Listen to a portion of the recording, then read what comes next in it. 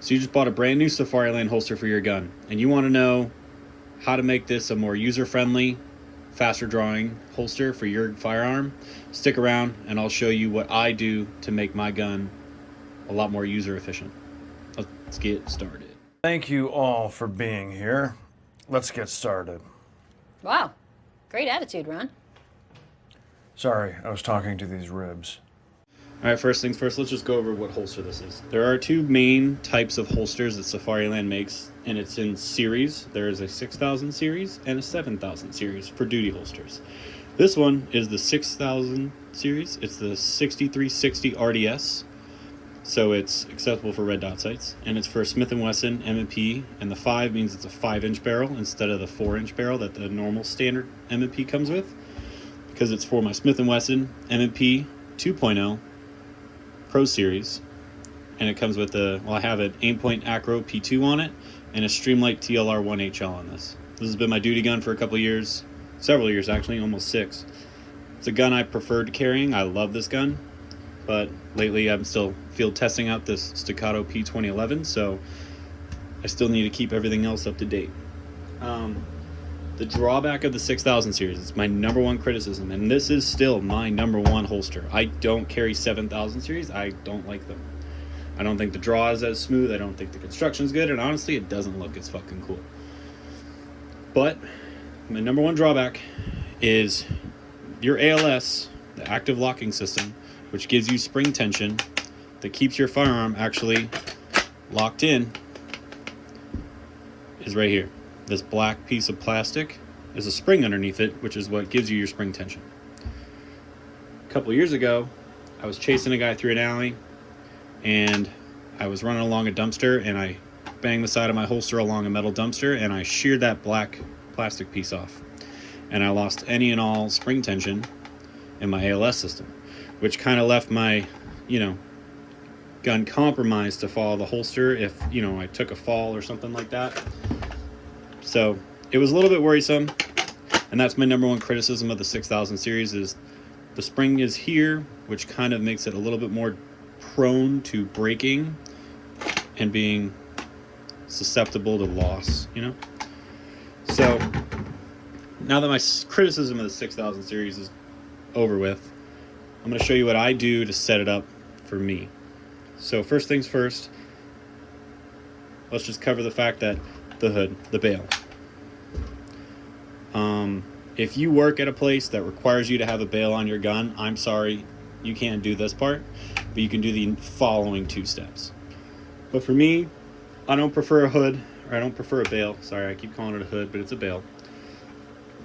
The bail is there to lock the gun in and to provide an extra measure in case the ALS system fails. The gun cannot be pulled out of the holster, because you can still trip the ALS system, and there's no way to pull the gun out. You'd have to try incredibly hard. For me personally, and what I do for a living, the bail doesn't make sense. The ALS system works more than perfect to keep the gun secured. The bail provides an extra layer of protection, I understand. For me and my job, this gun is not my secondary.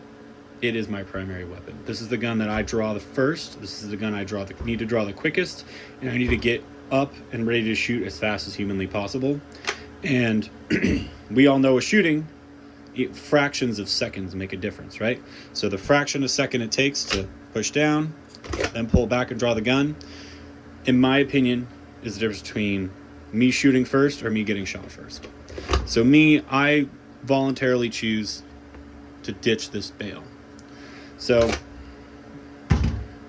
thing I do after that is I ditch this high mounted belt attachment.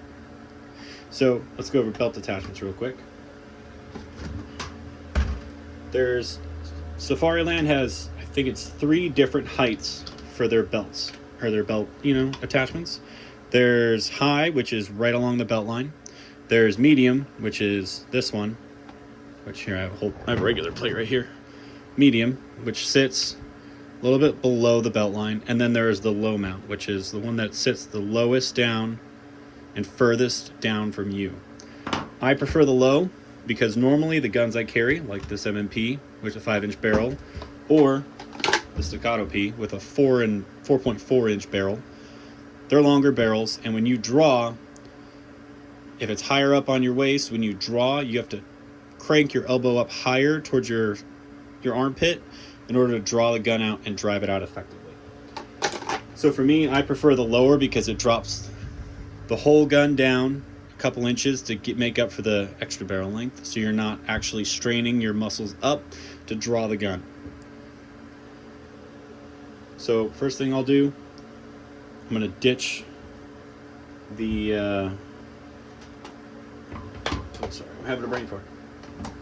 First things first, I'll ditch the belt attachment, and I actually swap it out for a QLS, a quick locking system, which is basically a fork system where there is the main fork that it attaches to your holster, and then there is the receiver which attaches to your belt, and all it is, so I have another one right here. You have the fork and the base, and all they do is slide into one another and they'll lock in. And then the forks will, there we go. The forks will interface with the base and prevent them from being pulled off. Now, I'll add in the B-roll real quick. I've only ever seen one of these break, and it was my partner's, and the only reason why it broke is because he got hit by a car, and it actually shattered the main housing and not the QLS fork. So all we had to do was replace the housing, the main locking system, and everything worked fine again. He didn't need to replace any other parts. So to start, you need a 1/8 hex screw in freedom units, not metric. And then it's just the 3 screws right here to undo the belt attachment from the holster.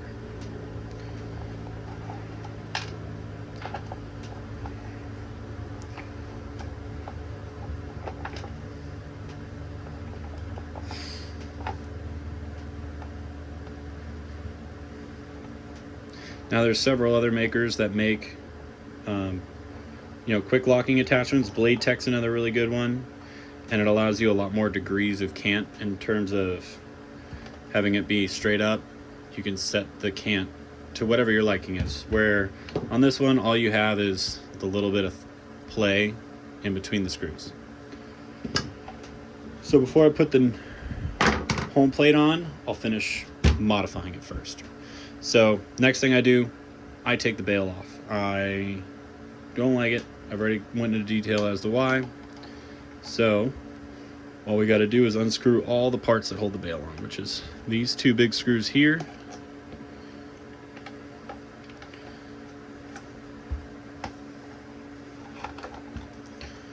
There you go. Front half pops off, or back half, sorry. And then we have the one on the side.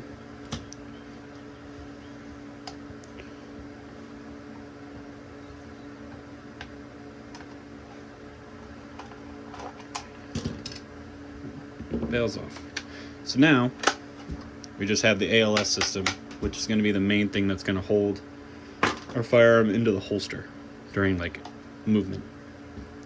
Next thing I do is, I've already done a whole video on it, but I'm going to talk about it again. The nub mod by OT Defense. This is without a doubt the single best investment you can make on a Safariland holster to increase the draw time. It can go from, you can make it a sub-second draw on a Safariland holster when you put the nub mod on. Like for example, here is Staccato P with the nub mod on.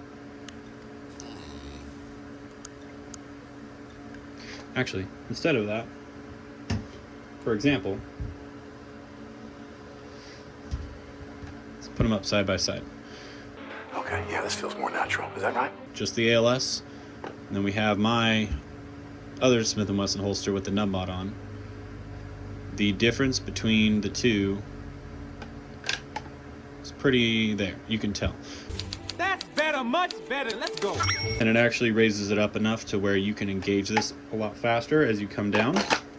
So as you put your thumb down, it's already resting, and the way it's shaped, as you're pressing down to get your firm grip, you're already deactivating it. So all you have to do is finish the grab and pull.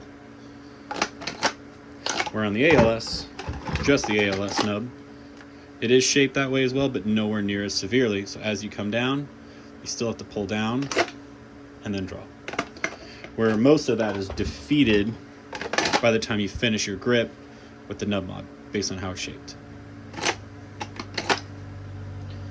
So to install the nub mod, all we gotta do, it's very simple. It comes with everything you need. It's 2 pieces of aluminum and a hex key.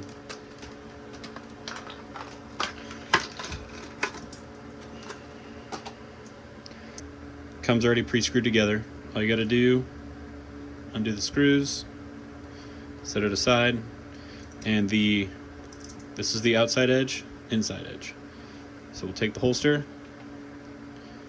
and we just gotta line it up to where the groove fits the ALS nub. Take the outside edge, and then we just gotta basically make the camways touch, and it'll slide together. Take the screw, hand feed it in a little bit.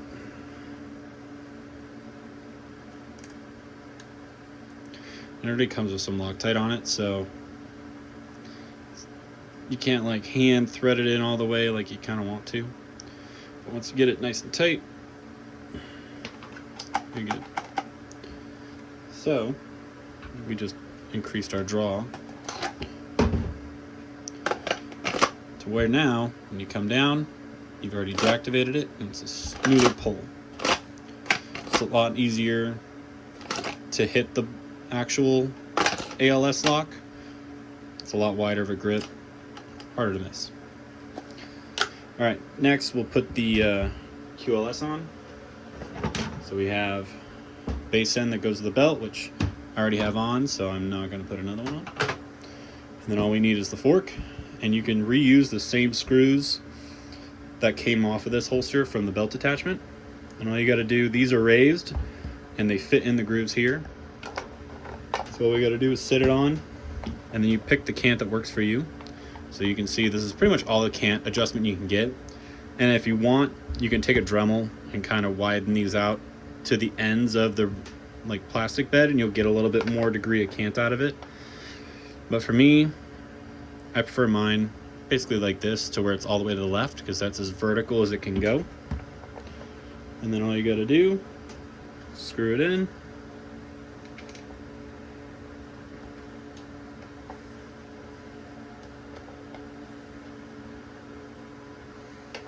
Don't screw them all in right away, because you definitely run the risk of moving it. So I always just kind of get them right before tight with every screw before I make sure my cant's just how I want it, and then I tighten them down. So everyone's in, tighten down. I'll always do the bottom one first, because that one holds your angle.